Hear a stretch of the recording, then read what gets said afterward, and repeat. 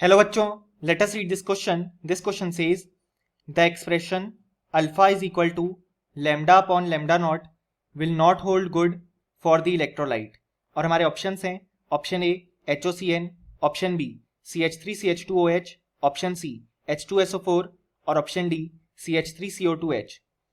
सो हमारे पास क्वेश्चन में गिवन है कि ये एक्सप्रेशन अल्फा का लैम्डा अपॉन लैम्डा नॉट किस इलेक्ट्रोलाइट के लिए परफेक्ट नहीं होगा.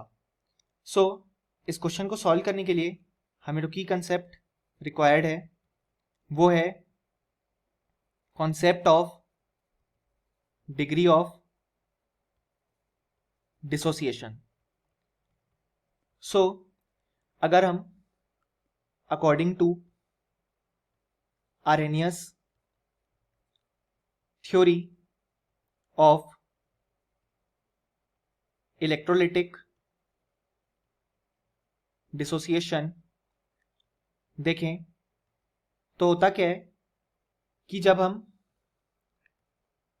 डाइल्यूशन इंक्रीज करते हैं या बेसिकली जब हम वॉल्यूम इंक्रीज करते हैं वाटर का, तो जो डिग्री ऑफ आयोनाइजेशन है वो भी इंक्रीज करती है. और अगर हम डाइल्यूशन को इन्फिनाइट पॉइंट पे ले जाएं, यानी कि जो डाइल्यूशन है अब वो इन्फिनाइट डाइल्यूशन हो गया है, तब जो डिग्री ऑफ आयोनाइजेशन है जिसको हम अल्फा से रिप्रेजेंट करते हैं वो ऑलमोस्ट इक्वल टू 1 हो जाती है. यानी कि अब जो आयोनाइजेशन है वो ऑलमोस्ट कंप्लीट हो जाता है. और होता क्या है कि जब हम डाइल्यूशन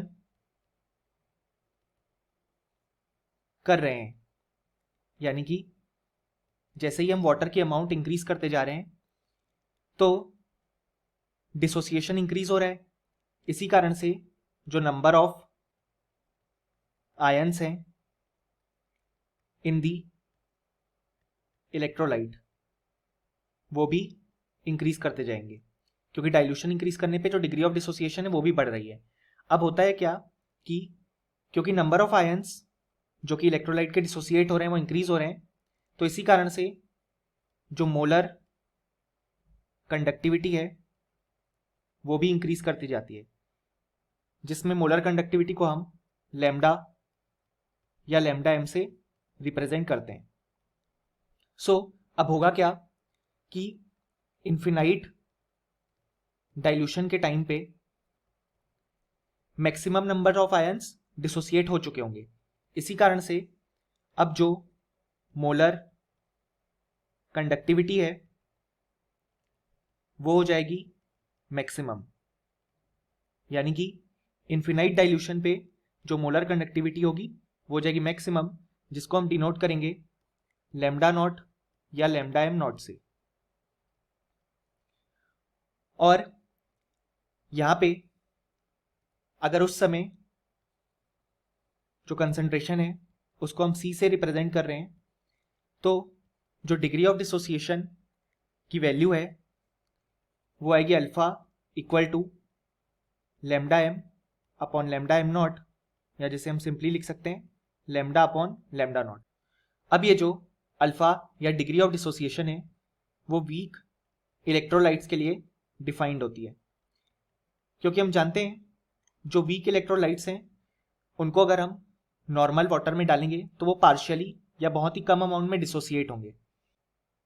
इसी कारण से अगर हम उनके लिए डाइल्यूशन इंक्रीज करेंगे तो होगा क्या, उनके जो नंबर ऑफ आयंस है वो और डिसोसिएट होंगे और जो मोलर कंडक्टिविटी है वो और बढ़ेगी. इसलिए जो अल्फा का टर्म डिफाइन होता है वो केवल वीक इलेक्ट्रोलाइट के लिए डिफाइन होता है, क्योंकि हम जानते हैं कि जो स्ट्रॉन्ग इलेक्ट्रोलाइट्स होते हैं जैसे कि हमारे स्ट्रॉन्ग एसिड्स, स्ट्रॉन्ग बेसिस और सारे सॉल्ट, उनका अल्फा ऑलरेडी 1 होता है, या जिसको हम 100% बोल सकते हैं. यानी कि वो जब हम उनको वाटर में डालेंगे तो 100% डिसोसिएट हो जाते हैं. सो उनके लिए अल्फा वाला टर्म डिफाइन नहीं होता है. सो अब अगर हम हमारे ऑप्शंस देखें तो हमारा ऑप्शन ए जो है वो है HOCN. सो ये जो है एक वीक एसिड की तरह एक्ट करेगा, सो इसके लिए अल्फा वाला टर्म सही होगा. सो हमारा जो ऑप्शन है वो इनकरेक्ट हो जाएगा, क्योंकि जो HOCN है वो अपने एक्वस सॉल्यूशन में इस तरीके से डिसोसिएट हो जाएगा। नेक्स्ट है हमारे पास इथेनॉल।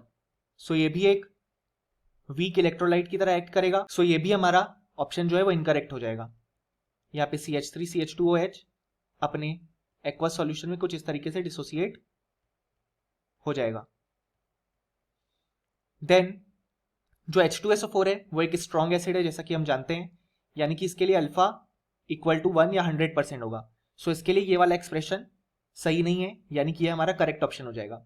नेक्स्ट अगर हम देखें तो ये हमारे पास एसिटिक एसिड जो कि एक वीक एसिड है, यानी कि अगर हम देखें तो जो CH3 CO2H जिसको हम इस तरीके से रिप्रेजेंट करेंगे तो ये डिसोसिएट होगा अपने एक्वस सॉल्यूशन में कुछ इस तरीके से, जिसमें जो अल्फा है वो बहुत ही कम होगा, यानी कि ये वाला टर्म इसके लिए सही होगा।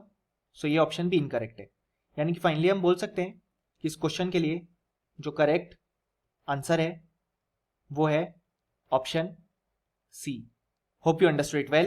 Best of luck.